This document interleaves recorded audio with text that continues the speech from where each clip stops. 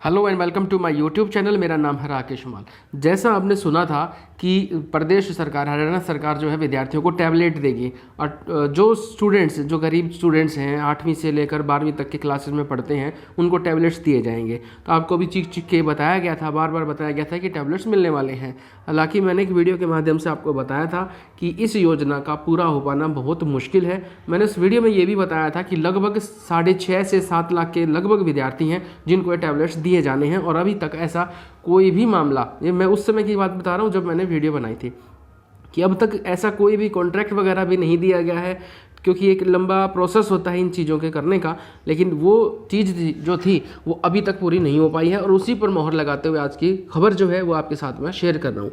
मैंने आपको 6.5 से 7 लाख विद्यार्थी बताए थे, लेकिन यहाँ पर लिखा है 8.5 लाख जो विद्यार्थी हैं उनको टैबलेट देने की योजना अब ठंडे बस्ते में पड़ने वाली है।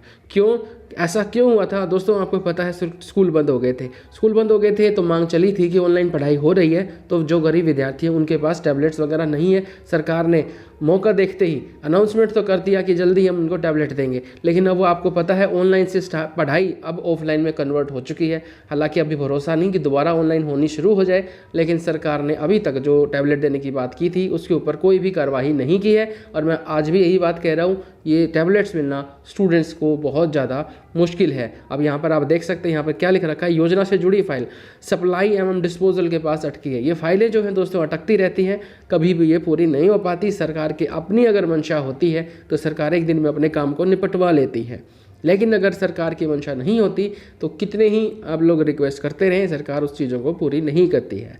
यहाँ पर लिख रखा है ये फाइलें अटकी पड़ी हैं।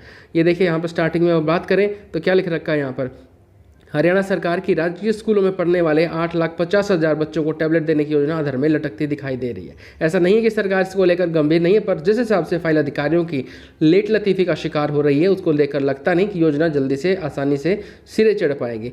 जबकि सरकार मई माह से नया शैक्षणिक सत्र शुरू करने की तैयारी कर रही है।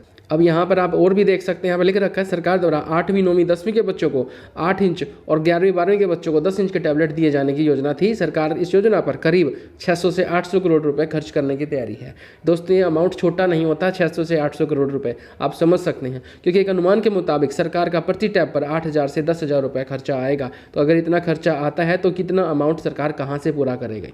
आगे लिख रखा है चूँकि टैब की लाइफ जो है वो 1.5 से 2 साल होती है, इसलिए सरकार को हर 2 साल बाद दोबारा से योजना के तहत पैसा खर्च करना पड़ेगा। एक और इम्पोर्टेंट बात यहाँ पर लिख रखी है कि अगर अनुमान के हिसाब से 1.5 या 2 साल टैबलेट की लाइफ मानी जाए तो सरकार को फिर से दोबारा से इसके ऊपर पैसा खर्च करना पड़ेगा।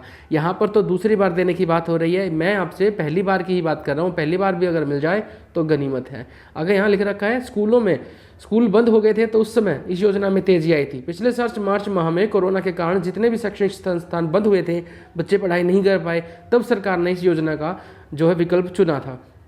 इसी बीच शिक्षा मंत्री कंवरपाल जी ने भी 8वीं से 12वीं के विद्यार्थियों को टैबलेट देने की बात कही थी।